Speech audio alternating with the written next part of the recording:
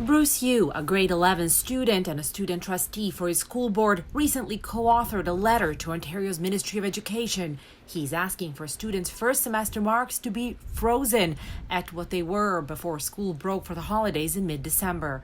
I like to think of it as do no harm, and that refers to an assessment approach where a student's final mark is going to be either higher or equal to their mark at a certain point in time. Thousands of other students across the province have signed petitions, also asking for their marks to be frozen. It's a major move already happening in Canada's biggest school board here in Toronto and in PEI and Ontario's Waterloo region as well. The reason? To be fair to students whose learning was once again disrupted by switching back and forth from virtual to in-person learning. The Regina Catholic School Division took a different approach. It made high school exams optional out of concern for many students who have COVID or are self-isolating, and those who don't want to risk exposure by sitting in exam rooms.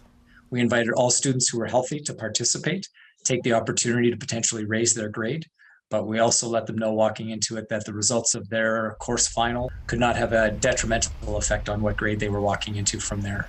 The students most affected by these decisions are those in grade 12, now applying to university or college. Their marks need to be competitive, and those in school boards which are not freezing marks or foregoing exams could be at a disadvantage. It's the top concern of this professor of education.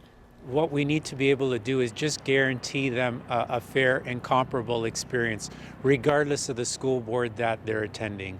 So at the very least, I'd like to see provincial jurisdictions have a consistent approach.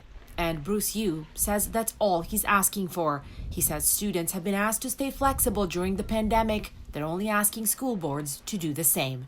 Sumanac-Johnson, CBC News, Toronto.